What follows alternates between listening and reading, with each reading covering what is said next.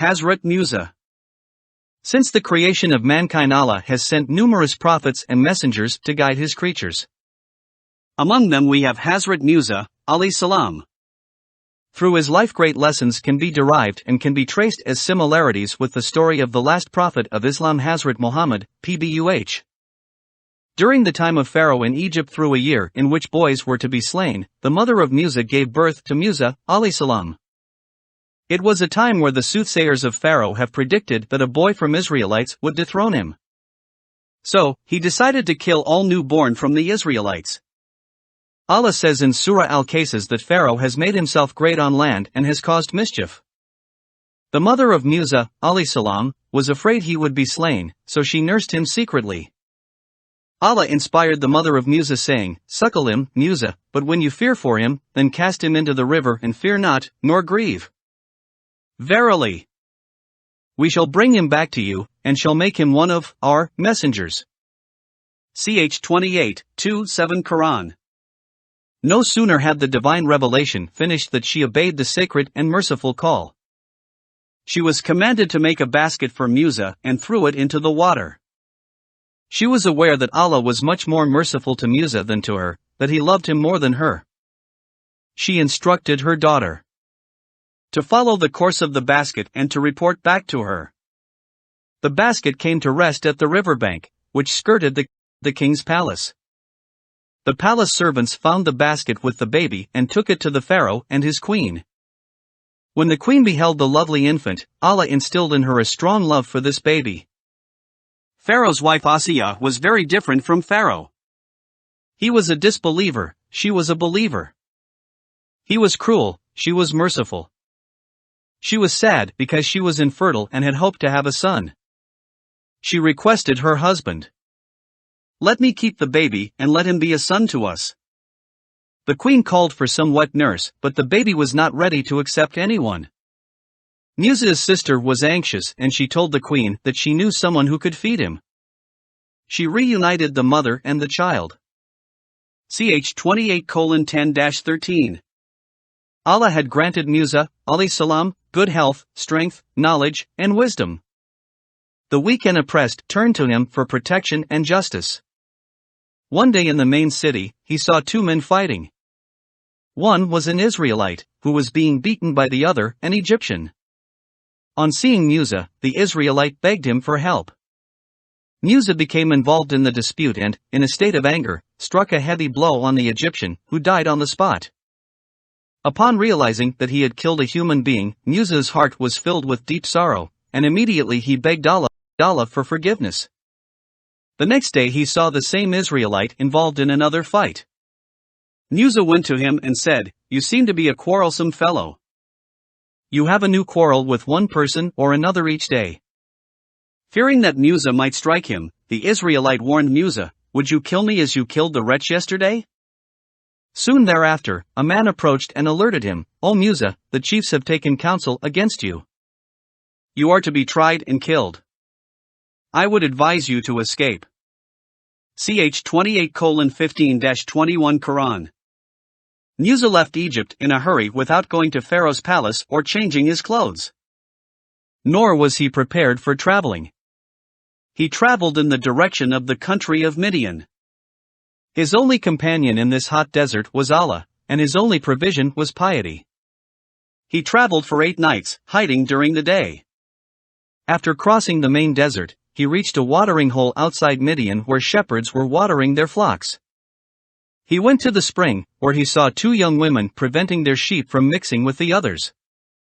Musah sensed that the women were in need of help. Forgetting his thirst, he drew nearer to them and asked if he could help them in any way. Ch 28:22-24 Quran. The young ladies returned home earlier than usual, which surprised their father. Musah's gentle behavior was noticed by the father and his daughters. The kind man invited him to stay with them. The old man proposed him to stay and work for 8 years or more, and in return he could marry one of his daughters.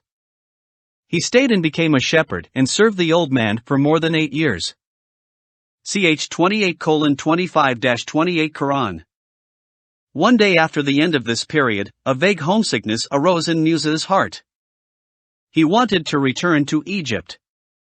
He was fast and firm in making his decision, telling his wife, "Tomorrow we shall leave for Egypt."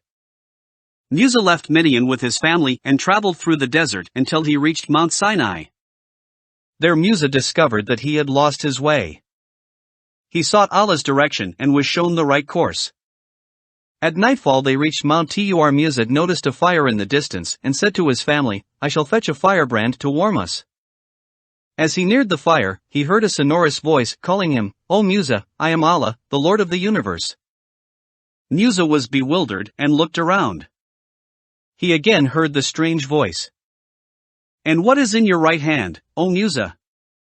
Shivering, Musah answered, "This is my staff on which I lean, and with which I beat down branches for my sheep, and for which I find other uses." The same voice commanded him, "Throw down your staff." He did so, and at once the staff became a wriggling snake. Musah turned to run, but the voice again addressed him, "Fear not and grasp it, we shall return it to its former state." The snake changed back into his staff. Next, Allah commanded him to thrust his hand into his robe at the armpit. When he pulled it out, the hand had a brilliant shine. These were the two signs given to Musah. He wanted his brother Harun to accompany him, and Allah made both prophets. Musah, alayhi salam, and Harun, alayhi salam, went together to Pharaoh and delivered their message. Musah spoke to him about Allah, His mercy and His paradise, and about the obligations of monotheism and His worship. Pharaoh recognized him as the same kid he sheltered. Ch 26:1631 Quran. Musah, alayhi salam, wanted to show him his miracle. Musah threw his stick, which turned into a serpent. He drew out his hands, and they were white.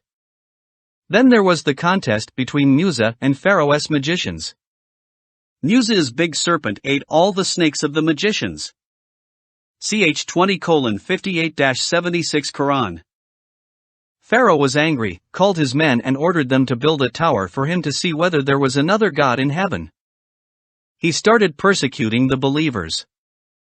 As a portent of the punishment which Allah would mete out, the Nile did not flood its banks to soak the dry land as it normally did. As a result, crops failed, leading to famine. Then another sign came, the sign of lice, which spread amongst the Egyptians, carrying diseases. A sign of frogs was revealed. The land suddenly filled with frogs. Then the last sign was revealed, the sign of blood. The Nile water was changed into blood. When Musah and his people drank the water, it was, for them, ordinary water. However, if any Egyptian filled his cup with the water, he discovered his cup full of blood. They hurried to Musah, as usual, but as soon as everything returned to normal, they turned their backs on Allah. It appeared that Pharaoh would never believe in Musah's message, nor would he stop the torture of the children of Israel. Allah inspired Musah to conduct his people of Egypt, but only a few of his people believed in his message. Allah commanded Musah to depart, and they prepared themselves to leave Egypt. In the darkness of night, Musah led his people towards the Red Sea, and in the morning they reached the beach. By then Pharaoh was aware of their departure, so he mobilized a huge army to pursue them. The impatient children of Israel soon became agitated, and Joshua, Yusha, ibn Nun, exclaimed, "In front of us is this impassable barrier, the sea, and behind us the enemy, surely death cannot be avoided." Musah replied that he would wait for further guidance from Allah. These words filled them with some hope, but man is always impatient for results. They were willing to surrender themselves back into slavery. At that moment Allah revealed to Musah, "Smite the sea with your staff." Musah did as he was commanded. A fierce wind blew, the sun shone brightly, and in a flash the sea parted, the crests of the waves standing like mountains on each side. Musah led his people across. As they looked back, they saw Pharaoh and his army approaching, about to take the very path which had been opened for them. Pharaoh and his army had seen the miracle, how the sea had parted, but being the pretender that he was, Pharaoh turned to his men and proclaimed, "Look! The sea has opened at my command so that I may follow those rebels and arrest them." They rushed across the parted waters, and when they were midway, Allah commanded the sea to return to its former state. Terror-stricken Pharaoh, realizing his end had come, declared out of fear, "I believe that there is no God worthy of worship except Allah, in whom the children of Israel believe, and I am of those who surrender to him." But Allah did not accept this declaration from the tyrant, and the waters closed over him, drowning him and his entire army. Ch 26:52-68 Quran, Ch 10:90-92 Quran. Through the story of Hazrat Musah, alayhi salam, we can see similarities with the life of the Prophet, PBUH. Topics like their childhood, their call to prophethood, their experience of persecution, their fleeing their homes, their eventual triumph, their experience of being misunderstood, their resolve and commitment to their call will be discussed as such. At the outset, it can be well said that both Hazrat Musah, alayhi salam, and Hazrat Muhammad, PBUH, were brought up in an environment that they had to leave at a certain period of their lives. During the time of Musah, there was the need for him to be separated from his mother for survival, as Pharaoh had decided to kill all newborn. However, for the last prophet, PBUH, he had to leave his mother for 6 years, as it was a custom of the pre-Islamic Arabs to have their babies suckled by a wet nurse in the desert. Nevertheless, mothers and children were reunited later on. Secondly, both the environment in which Musah and the last prophet were born was polytheistic. Their people were polytheists and idol worshippers. They were brought up among the idol worshippers, but both never worshipped anything or anyone apart from Allah. Both were monotheist in search of the one God, that is Allah. Moreover, they were both against the idea of polytheism. Moreover, there came a time where, due to the level of degradation and injustice found in their respective societies, they decided to help those in need. Hazrat Musah was alongside with the poor and the destitute and would always help the oppressed. That was the same situation for the Prophet, PBUH, who created an organization with the help of youngsters and elders through Half-ul-Fuzul. Their aims were to help those in need and to bring some kinds of justice to those who are oppressed, both physically and mentally. Fourthly, due to the above situation which developed the situation and environment of persecutions, both prophets were disgusted with their respective societies. On one side we have Pharaoh, who used to oppress the people of Israelite, and on the other side the rich Jewish and Arabs oppressed the poor. The societies were deeply rooted then in injustice. Leaving the city was the final option. Furthermore, attached with the above idea, the society of Musah and that of the last prophet, PBUH, were deeply rooted in crimes, adultery, fornication, prostitution, bribes, interest, levies, taxes, sins, among others. In fact, both societies were immoral ones without leaders. Both prophets were thus fed up with these societies, and a need to change environment was important. Sixthly, as both were in these kinds of societies, they were in search of Allah, or rather we can say that Allah came to them as a rescue. In the case of Hazrat Musah, he found Allah on the Mount of Tur with the voice coming from the blessed tree with 2 miracles as gifts. On the other side, the Prophet was approached by Hazrat Jibril in the cave of Hira with the first 5 verses of Surah Al-Alaq as gift from Allah. Both thus were given the Torah and the Quran.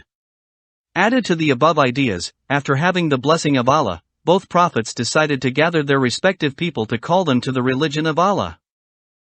Their messages were the same, that is, Tawheed was the main theme.